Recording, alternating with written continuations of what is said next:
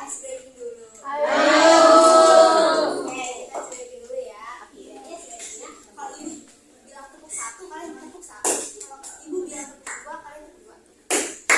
Kanan kiri. Kalau ibu bilang tepuk tiga, tepuk tiga kali. Kanan kiri atas. Kalau ibu bilang empat kali, tepuk empat, kalian batas. Kanan kanan, kiri kiri. Kalau 5 kali, kanan kanan, kiri kiri. Dapat dipahami? Ini pada lemes gimana kalau kita berdiri semua? Ayo. Berdiri semua,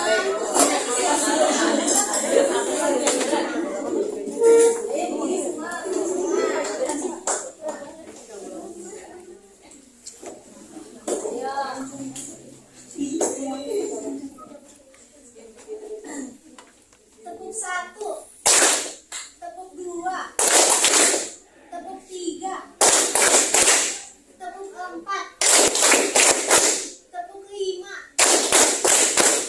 tepuk lima 2 kali.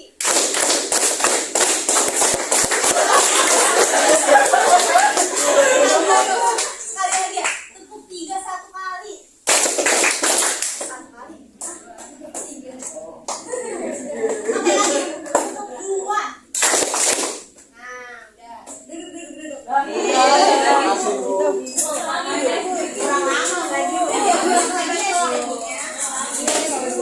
ke pembelajaran. Untuk kelas sekarang disiapkan dulu. Sebelum mulai belajar kita pada menyerahkan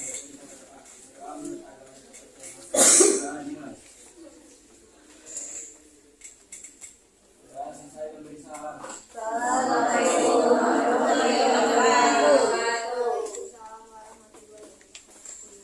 Siapa yang hari ini nggak masuk? Wih, keren ya, harian masuk semua. Ada yang masih ingat nggak materi pertemuan kita di minggu lalu? Permasalahan sosial. Permasalahan sosial. Ada yang mau jelasin apa itu permasalahan sosial? Saya Ibu. Silakan Kansa. Permasalahan sosial itu menurut saya adalah kondisi yang dianggap tidak sesuai dengan nilai dan norma masyarakat sehingga menimbulkan dampak negatif bagi kehidupan bersama. Betul, permasalahan sosial itu menimbulkan dampak negatif bagi di masyarakat. Maka dari itu kita harus mencari yang namanya penyelesaian dari masalah tersebut. Nah, melihat dari materi-materi pertemuan sebelumnya, kita kan sudah belajar permasalahan sosial. Kita juga udah belajar kelompok sosial kan? Ada yang tahu apa itu kelompok sosial? Ya, interaksi sosial. Terus ada lagi yang tahu apa itu kelompok sosial? Kumpulan individu yang Sekumpulan individu yang memiliki tujuan yang sama. Contohnya kayak kita nih kelompok di kelas 11B ini satu kelompok. Nah, kalian pernah nggak sih dengar atau melihat yang namanya konflik sosial yang terjadi di masyarakat sekitar kalian, maupun di sekolah ataupun di lingkungan sekitar kalian? Pernah. Ada yang bisa menyebutkan? Contohnya kayak bullying, diskriminasi, sama intoleransi. Intoleransi, ya betul. Ada yang lagi yang mau menyebutkan untuk permasalahan sosial yang terjadi di sekitar kita? Stereotip bisa nggak Bu? Stereotip, betul. Ada lagi? Kriminalitas, kemiskinan. Yang paling dekat dengan anak-anak remaja apa? Bullying. Iya, betul sekali. Kita sudah hatam banget nih kayaknya ya materi hari ini ya. Terus dari materi yang sudah dipelajari sebelumnya kan belajar tentang permasalahan sosial secara umum. Apa sih bedanya dengan permasalahan sosial tadi ya? Permasalahan sosial akibat adanya hubungan antar kelompok sosial. Ada yang tahu? Saya Bu, Silakan Dina. kalau menurut saya permasalahan sosial yang umum itu masalah yang dialami oleh masyarakat secara luas. Contohnya itu seperti kemiskinan dan pengangguran. Sedangkan permasalahan sosial akibat hubungan antar kelompok itu terjadi karena adanya konflik, prasangka, atau diskriminasi antara kelompok yang memiliki pandangan atau perspektif yang berbeda. Betul sekali. Terima kasih ya. Jadi perbedaannya antara permasalahan sosial secara umum dengan permasalahan sosial akibat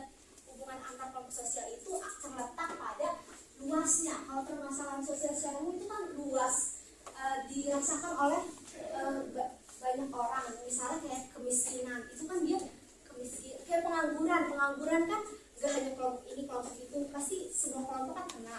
Kriminalitas juga kena jambret, kena begal, gak hanya orang kaya ya kan yang di jalan kena begal tiba-tiba, orang miskin pun kena begal teman-teman. Nah setelah itu apa sih permasalahan sosial akibat ada hubungan antar kelompok sosial itu terjadi seperti dipaparkan oleh Lintang tadi.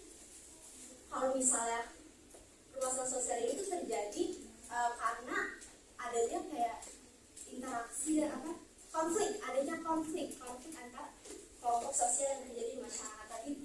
Contohnya itu kayak kalau antar kelompok nih, lebih singkatnya bisa dijelaskan kalau misalnya permasalahan sosial secara umum itu misalnya kan kenakalan remaja yang sudah dijelaskan di materi minggu lalu. Sedangkan kalau permasalahan sosial akibat ada hubungan antar kelompok itu lebih kecil lagi. Kenakalan remajanya apa? Tawuran antar remaja itu kan antar kelompok, misal antar sekolah, misal SMA 1 atau SMA 2 itu tawuran, itu kan antar kelompok ya. Apakah dapat dipahami? Selanjutnya ibu akan menyampaikan tujuan pembelajaran pagi hari pada siang hari ini. Ada yang mau volunteer atau membacakan tujuan pembelajaran? Kelihatan nggak di belakang? Ada yang mau? Ada ibu. Silakan Awi.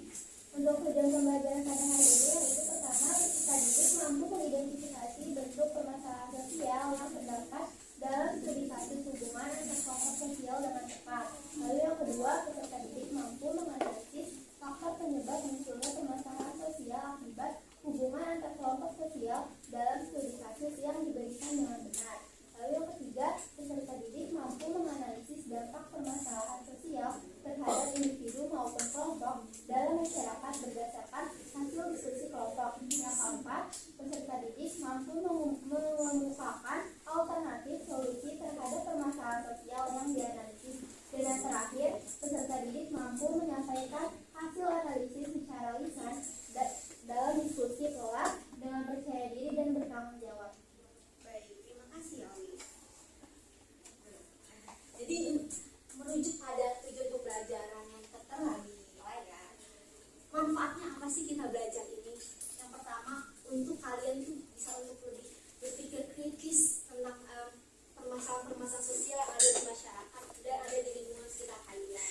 Kalian juga jadi lebih memiliki sikap yang toleransi dan memiliki empati untuk bermasyarakat, karena kan kalian bermasyarakat kan tidak sendirian ya, kalian kan pasti bertemu dengan kelompok-kelompok sosial lain kayak perbedaan suku, ras, budaya dan lain-lain. Lalu kita akan masuk ke pembelajaran, yaitu menganalisis kasus-kasus. Nah, di sini ada 2 kasus yang saya sampaikan. Kalian bisa scan, terus kalian baca dulu dan amati kasus tersebut. Udah di scan belum?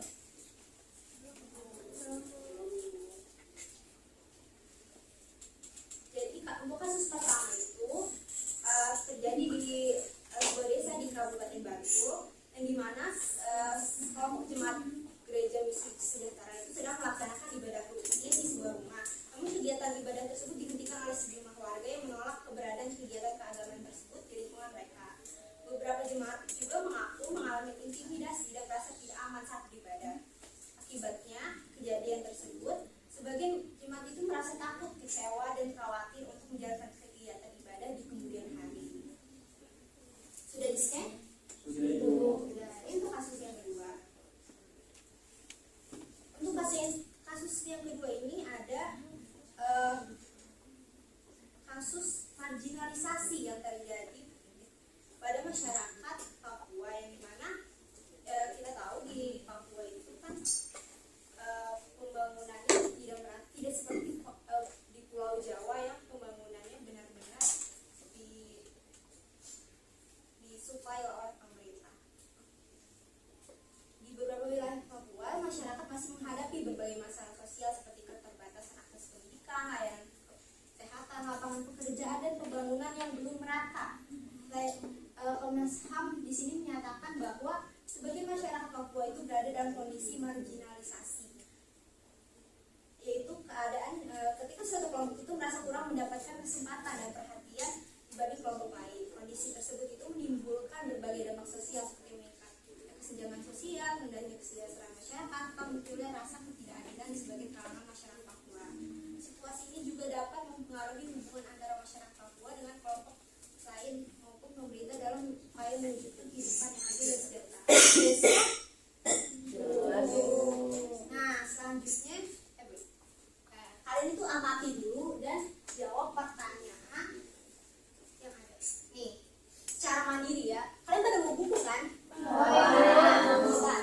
Nah, ada 3 pertanyaan di sini. Yang pertama, kelompok sosial apa yang terlibat di fase 1 dan 2? Kedua, permasalahan sosial apa yang muncul? Yang ketiga, apa penyebab terjadi permasalahan tersebut? Yang sebelah sana kelihatan tidak? Oke. Saya kasih waktu 3 menit cukup. 2 menit ya? Oke. Tekan ditekan.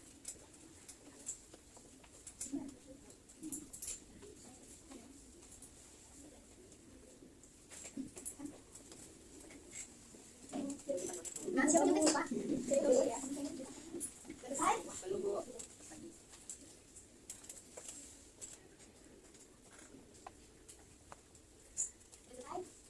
Udah, Ibu. Oke. Silakan selesai menuliskan jawaban di buku kalian masing-masing. Lalu kalian akan berdiskusi dengan pasangan sebangku kalian. Pasangan dulu. Itu nanti kan? Kerjaannya, kalian kan sudah mengamati kasus yang diberikan. Habis itu diskusikan dengan kelompok kalian, kelompok kecil, pasangan. Lalu setelah itu tulis diskusi kalian. Oke, terakhir presentasikan. Ini Ibu kasih dulu ya. Kakak pilihnya.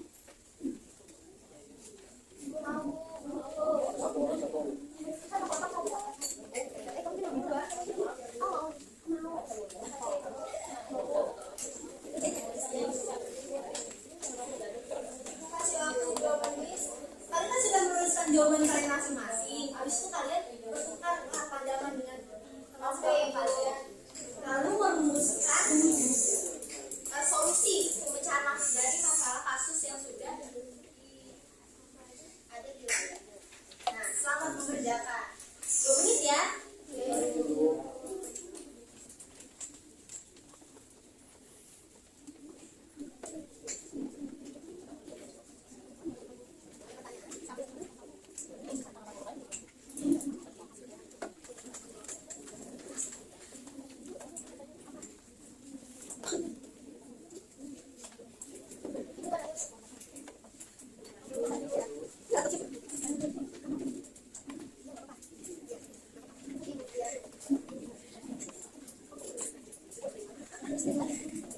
Udah selesai? Oke. Pemaparan dari kelompok masing-masing. Untuk kelompok 1 silakan untuk memaparkan. Ya, Zara. Kita dari kelompok 1 izin memaparin hasil diskusi kita ya, Bu. Jadi di kasus pertama itu kelompok yang terlibatnya itu adalah jemaat gereja Bida Sejahtera dan sebagian warga sekitar. Kemudian permasalahan sosial yang muncul itu adalah intoleransi antar kelompok agama. Penyebabnya itu adalah adanya penolakan terhadap kegiatan ibadah dan dampaknya yang terjadi itu adalah munculnya rasa takut, adanya ketidaknyamanan dan terganggunya kerukunan sosial. Terus solusi yang kelompok kami lakukan itu adalah meningkatkan toleransi dan dialog antar kelompok masyarakat.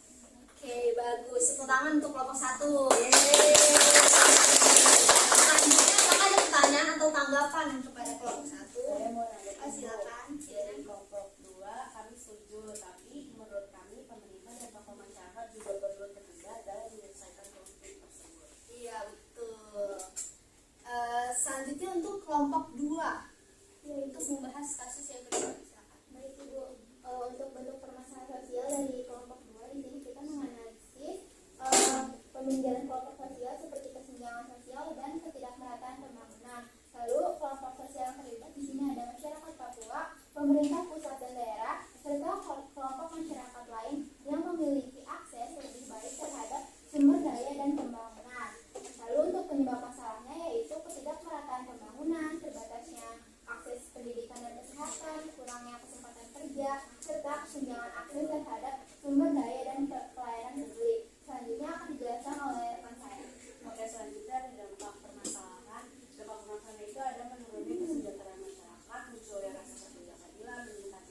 kesenjangan sosial terbatasnya kesempatan untuk berkembang dan berpotensi menimbulkan konflik sosial. Terus ada hubungan antar kelompok sosial, hubungan antara masyarakat Papua dengan pemerintah maupun kelompok masyarakat lainnya dapat mengalami ketegangan akibat adanya perbedaan akses, kesempatan, dan juga kesejahteraan. Kondisi ini dapat menimbulkan perasaan terpinggirkan pada masyarakat Papua. Yang terakhir ada solusi pemecah masalah.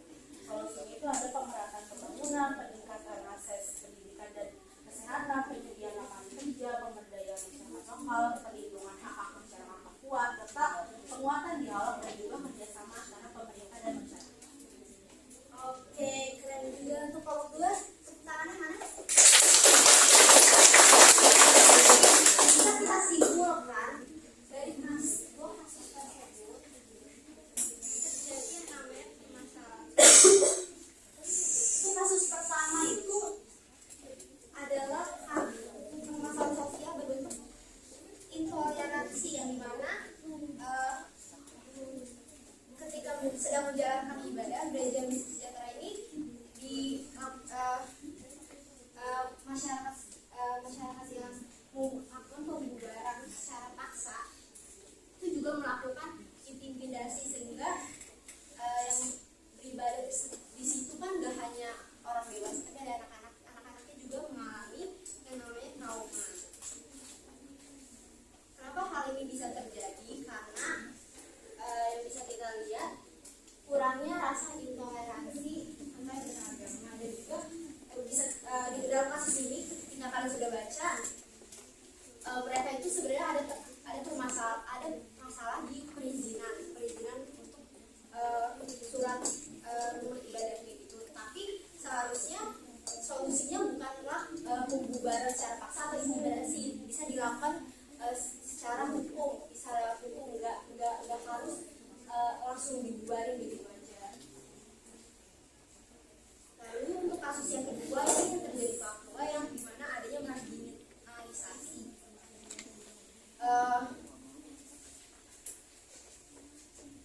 Dimana kan kita tahu di Merauke Papua itu ada proyek negara, ada yang tahu proyek negaranya apa? PSN, Program Strategis Nasional. Dimana lahan hutan itu dibabat habis oleh, ya kita tahu lah siapa yang mau babat habisnya. Dan kan program seperti sawit dan lain-lain. Dan seharusnya itu dilakukan yang namanya dialog kemanusiaan. Jadi Komnas HAM di sini tuh hanya menginginkan dialog kemanusiaan dari pihak korporasi atau pemerintahan itu sudah dituntut itu selama 4 tahun, sejak 4 tahun lalu, tapi sampai sekarang itu masih belum terrealisasikan. Oke, ada yang ingin bertanya sampai sini? Nah, sekarang apa yang berkesan dari pembelajaran hari ini? Apakah ada yang mau ngasih sebelum dapat? Suka ice breaking ya? Dibanding materinya. Lalu sikap apa sih yang kita harus lakukan agar konflik antar kelompok ini tidak berubah menjadi permasalahan sosial? Ada tahu? Toleransi. Ya, toleransi. Terus ada lagi tahu? Saling menghargai, empati, komunikasi itu nggak hanya penting antar pasangan ya, tapi antar kelompok juga penting. Oke. Sebelum kita menutup pembelajaran pada siang hari ini, ketua kelas, Mas, tolong untuk Jadi ya, sebelum menutup pembelajaran kita pada hari ini, apabila kita berdoa menurut agama dan kepercayaan masing-masing, berdoa dimulai. Berdoa selesai memberi salam.